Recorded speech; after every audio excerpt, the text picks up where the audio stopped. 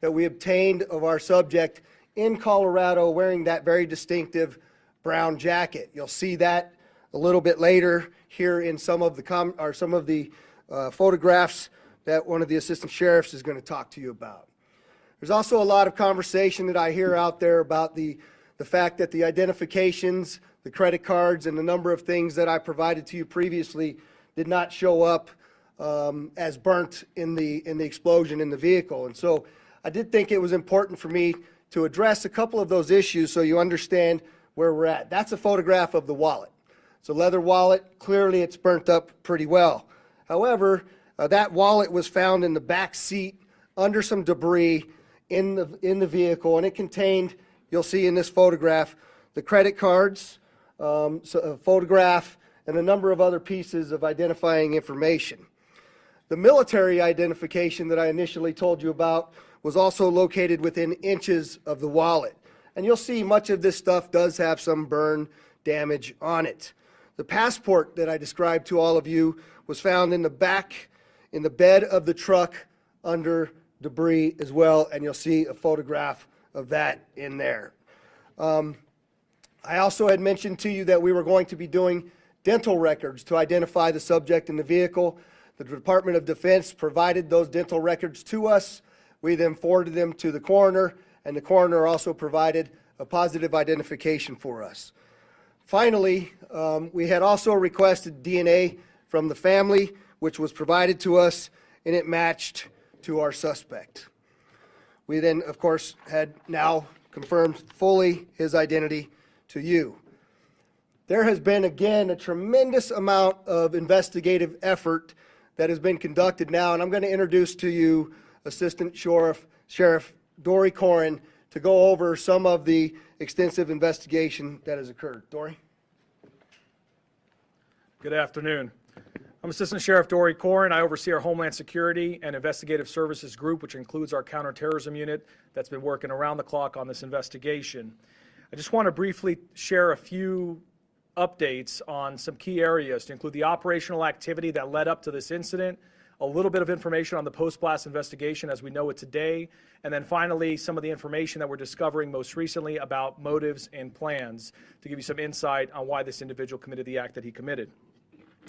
To begin, just with the operational activity, the sheriff yesterday talked about the route that the suspect took to get to Las Vegas. We used a lot of this information to be able to track down video surveillance footage around different locations, as well as financial records, as well as call data records, as well as looking at the Tesla charging stations to be able to determine exactly which route the individual took, but more importantly, that it was the individual that we've identified, as well as the only individual in the vehicle during the path that he took to Las Vegas. As you'll see here in this video here at one of the charging stations, there's just one example. You'll see our suspect here. He'll exit the vehicle. He'll walk around the vehicle at different times. At one point, you're going to see that he opens the door of the vehicle. He retrieves a coat. He puts that coat on, and you're going to see that at different parts to include the photo that the sheriff talked about just a few minutes ago. We use this video information as well as what I said earlier about the financial records in terms of purchases being made with different credit cards, call data records, a video canvas at multiple locations, trying to use all of that to corroborate that the individual that we've identified is the same individual that drove that Tesla during that route that we've identified to Las Vegas. In addition to that, we also talked about the phones that were recovered. There were 2 phones that we recovered from the vehicle. Both phones were damaged. We are still trying to access the data in one of the phones, but we have been fortunate in our team, which is second to none, has done a really good job accessing the data in one of the phones that was recovered. You can see the phone here in the vehicle. It's very burnt from the outside. You can see another image here. But we're able to take this phone and be able to extract the data using a variety of different tools. And in that, we've identified a variety of information, but one thing in particular is there was an application in there that the suspect used to take notes. In that application, one of the notes is titled Surveillance Log by the Suspect. It appears to be more of a journal of activity. It dates for about 10 days leading up to the incident, from December 21st to December 31st of this past year. In that surveillance log, or as we would like to call it, a journal, because it's more of a diary of activity that he's conducting, we identify multiple locations that match what we have in the route. We identify activity that we've matched. So for example, him purchasing firearms, him purchasing camping equipment or other types of equipment that were used in this incident matched what our data showed in terms of the route and the video surveillance we were recovering along that route. Beyond the operational activity, I want to also get a little bit into the post-blast investigation. So make no mistake, this is a suicide vehicle-borne improvised explosive device, or short, it's a suicide VBID. We know also, as mentioned by the sheriff yesterday, there was a self-inflicted gunshot wound by the suspect. The coroner was very specific in their examination. It was an intraorbital gunshot wound, which essentially means that the suspect put the firearm in his mouth and discharged the gun, and ultimately the round came out to the left side of his head. In addition to that, in terms of our assessment of the post-blast to confirm that he's the only individual involved and the only individual in the vehicle, we did a variety of video and photo comparisons to match the clothing. So if you look here, for example, this is a video in Las Vegas, and you're going to see in a moment here where he parks the Tesla truck. He comes out, and you're going to see some descriptive clothing that matches some of the other video that we've recovered along the route. Please keep in mind, this is a very extensive investigation, so there's a lot of content for us to review and examine. We're just showing examples and samples as we get them. There's more information as we go through it. But in this video, you can see even the distinctive jacket that he is wearing in that vehicle. The other thing that's important is the sheriff mentioned yesterday that Tesla sent to us engineers to come to Las Vegas to help us extract data from the vehicle. Thanks to their support, we were able to extract an SDMI chip from the Tesla vehicle, and Tesla was able to confirm to us using the data from the vehicle that the vehicle was not in full self-driving mode at any time during this incident. Finally, the last category just to touch on is motive, which I know everyone is very eager to try to understand and be able to explain what happened. I'll reiterate what the sheriff said is we still have a large volume of data to go through and a lot of content to go through. As you know, with any one of our devices, there's thousands, if not millions, of videos and photos and documents and web history and all of those things that need to be analyzed. But with that, just as a preview for as we get information, we're trying to be as transparent as possible. There were a couple pieces of content we thought were important to share for now. One is in the note application, he seemed to have two letters. One letter in particular, as you can see here, this is an excerpt from that letter. He says, fellow service members, veterans, and all Americans, time to wake up. We are being led by weak and feckless leadership who only serve to enrich themselves. He goes on to explain a variety of other grievances and issues, some political, some personal, a variety of other things which we will do our best to release very quickly here. But then there's a second letter where there's some more excerpts. This one seems to be dated after the fact in that notes application. And in there, you can read a couple of the excerpts. We are the United States of America, the best country, people to ever exist. But right now, we are terminally ill and headed towards collapse. This was not a terrorist attack. It was a wake-up call. Americans only pay attention to spectacles and violence. What better way to get my point across than a stunt with fireworks and explosives? Why did I personally do it now? I need to cleanse my mind of the brothers I've lost and relieve myself of the burden of the lives I took. I'd like to just also expand on that and understand that these are just excerpts. In there, he does offer additional information that is varying on the spectrum in terms of political grievances, issues about the conflicts elsewhere, not here, domestic issues, societal issues, a variety of other things, including personal challenges as well. We are intending to release those initial letters so people can understand the best they can what the person's thought process was at one point in time. However, please understand there is still a lot more content to go through, and that may change. There may be a lot more information that we recover that explains either more or shows a change in mindset at different times. Before I turn it over to FBI Special Agent Spencer Evans, I just want to take a note and just mention what the sheriff said, which is our counterterrorism section and all of the people involved in this have been working around the clock 24/7, tirelessly, truly through the night. They are second to none, and we really appreciate everything they're doing. With that, turn it over to the FBI. Good afternoon. My name is Spencer Evans. I serve as the Special Agent in charge of the FBI's Las Vegas division.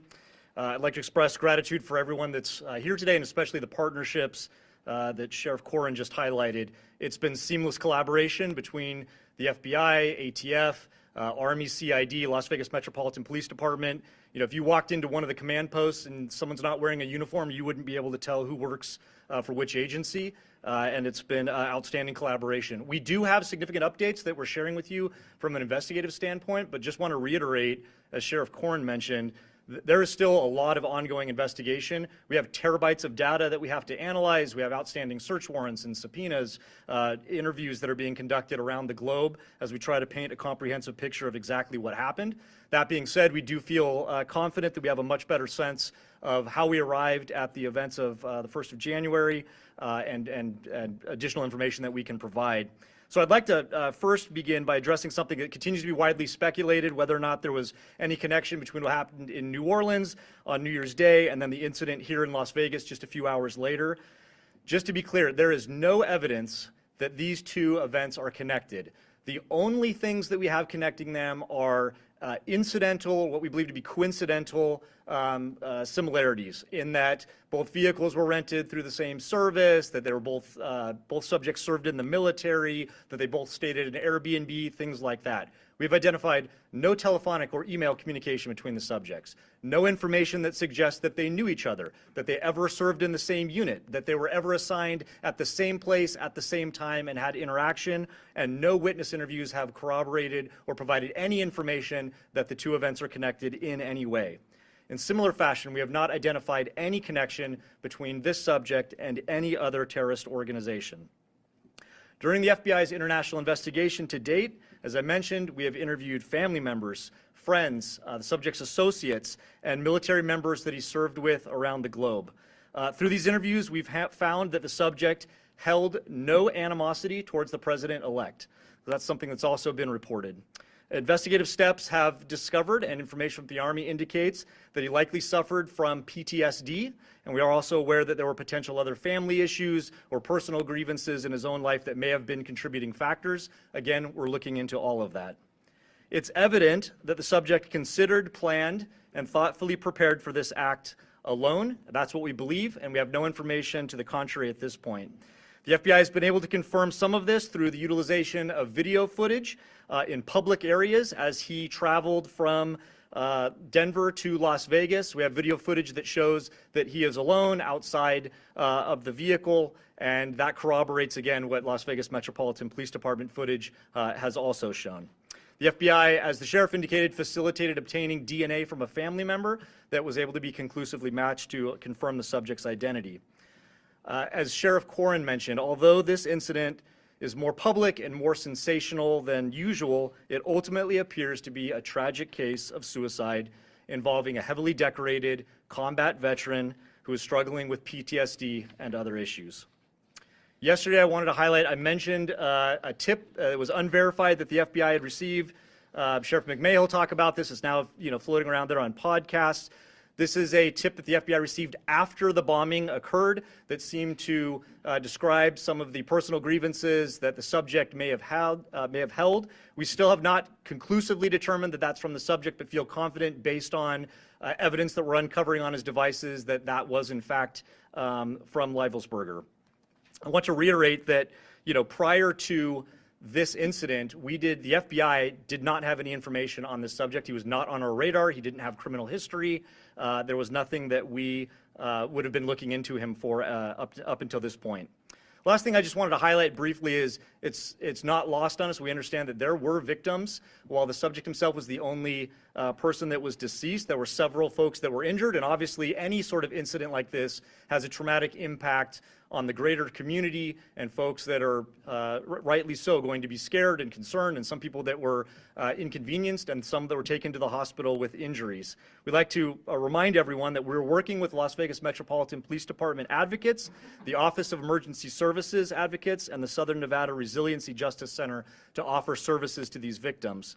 We recognize that there may be victims that are yet unidentified, so for those that might be suffering or otherwise impacted, we'd ask you to reach out to the FBI at 1-800-CALL-FBI.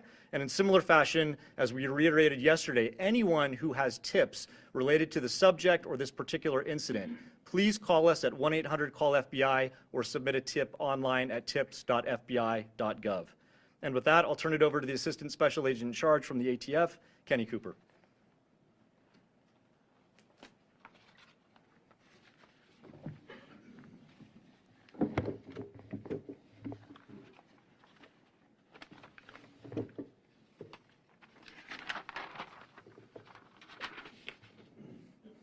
Good afternoon, everybody. My name is Kenny Cooper. I'm an Assistant Special Agent with ATF San Francisco Field Division. I have some very quick resource updates.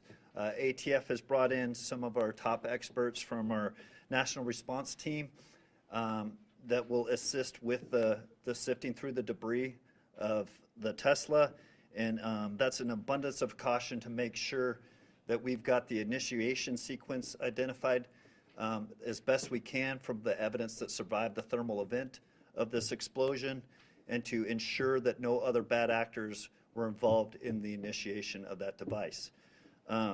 Also, my second update is to the firearms purchased by our subject on December 30th, 2024. Our ATF investigators were able to track down that lawful purchase at a gun store in Colorado. Our subject arrived in that gun store by himself on December 27th and initiated the ATF Form 4473 and actually paid for those two firearms that were recovered from the Tesla on the 27th, and was sole occupant of a vehicle arriving and departing that on that date. And then on the 30th, we have video evidence of our subject entering that gun store as the sole occupant of the Tesla. He actually received and transferred those two firearms and took into his possession at that time, and departed as the sole occupant in the Tesla. Those are the two updates that I'm here to provide to you at this time. Thank you.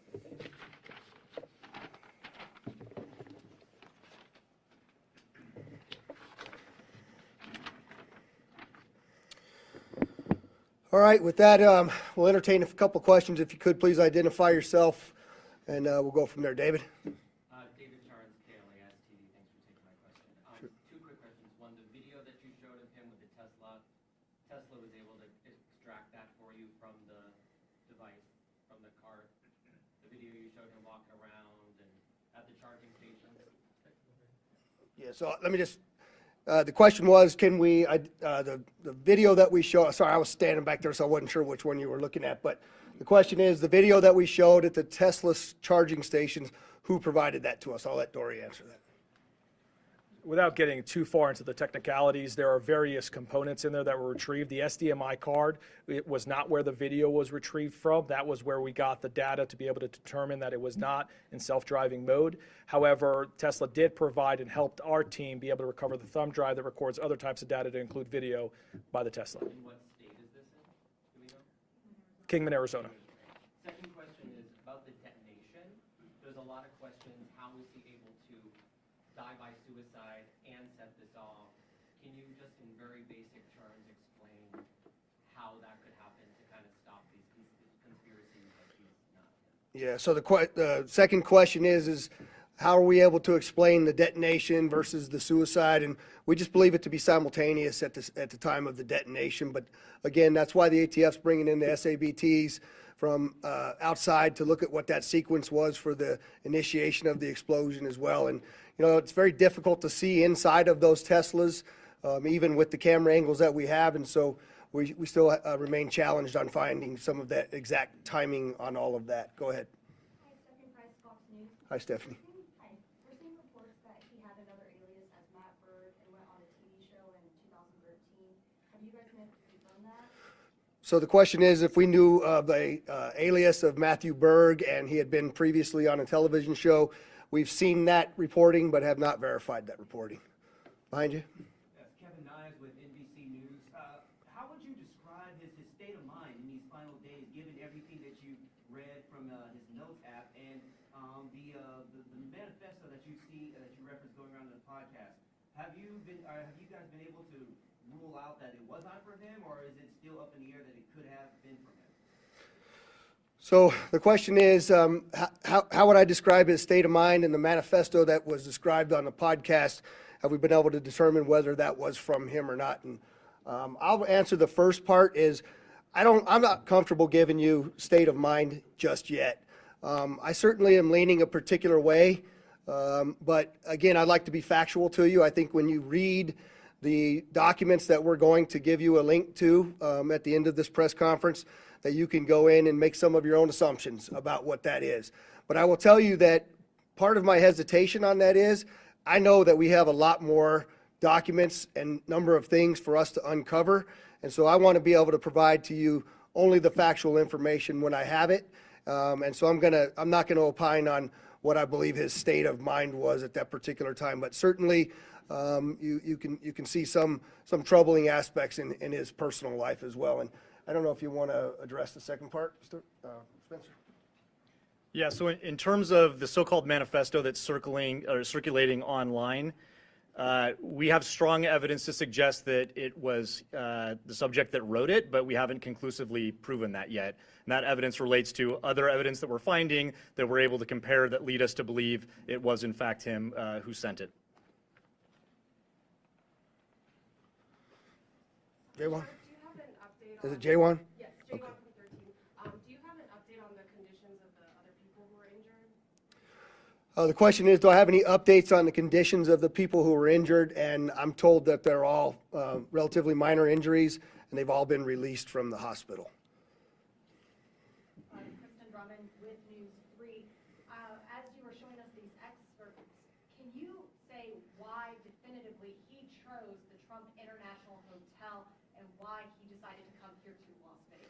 Yeah, the question is, with the excerpts that we showed, can we definitively identify why he chose the Trump Hotel Tower location as well as Las Vegas? And the answer is no. In fact, I think when you read through some of that, you might find that there were some other considerations as well for other locations. And we can't verify all of that at this point, and so that's why I haven't talked about that publicly. Do you know what other locations he was considering, and were they here in Nevada? There was one location in Grand Canyon that was specifically talked about there, but we haven't been able to verify anything as well. All the way in the back. Berenice Zúñiga with Univision Las Vegas. Thank you for taking my question. In regards to what happened in New Orleans, I know that you guys mentioned it's a coincidence, but what main evidence makes it different to what occurred over there? That it's not being considered a terrorist attack here. So the question is why don't we consider what happened in New Orleans and what happened in Las Vegas connected? And the simple answer to that is we don't find anything to actually point us in that direction. There are those coincidences that we have spoken very openly about, but we have not found throughout this entire investigation anything that ties the two attacks directly together. Go ahead in the back.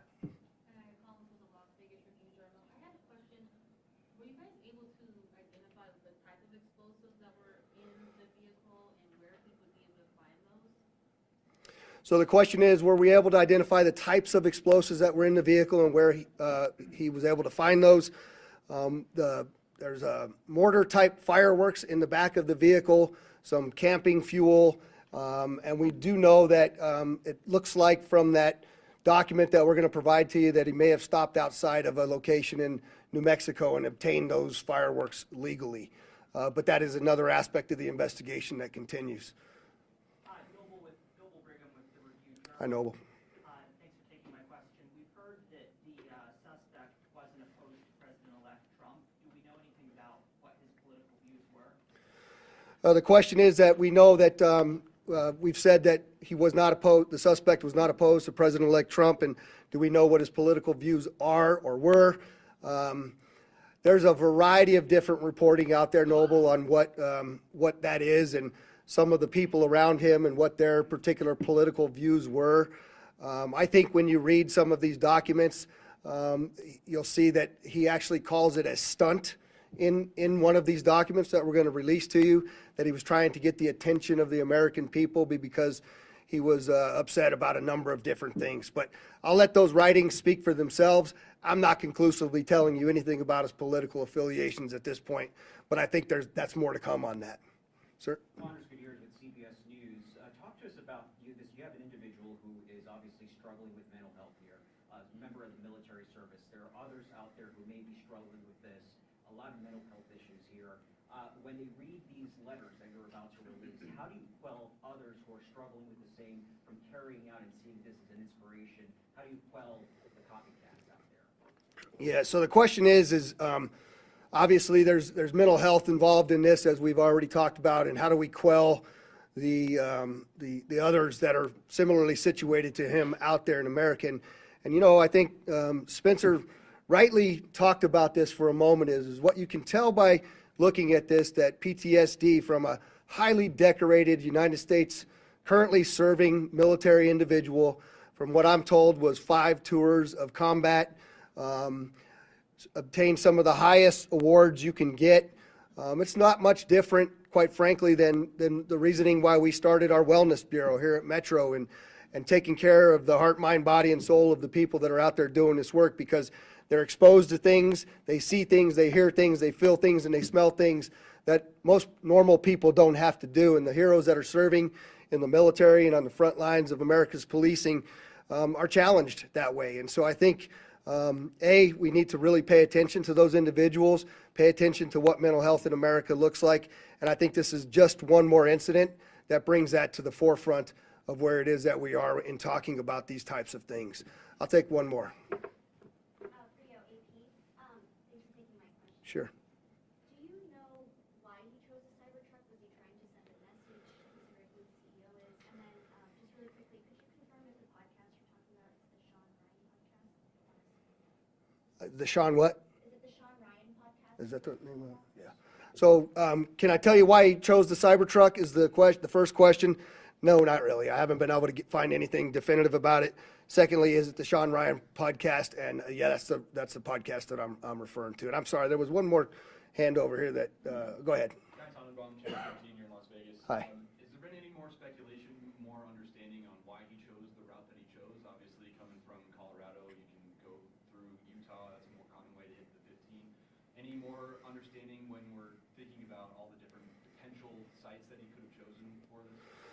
So the question is do we know why he chose the route that he chose? I don't think we can tell you we know why he chose it, but I can tell you that there's some writings in those documents that we're going to release to you that he mentioned going to the border as well as going to the Grand Canyon. And so we continue to look through all of the available evidence to help us answer that question better. And with that, I'd just like to again thank you all for the great work you're doing in helping us get this story out. And obviously, as we get additional information, we'll push it out to you. Thank you very much.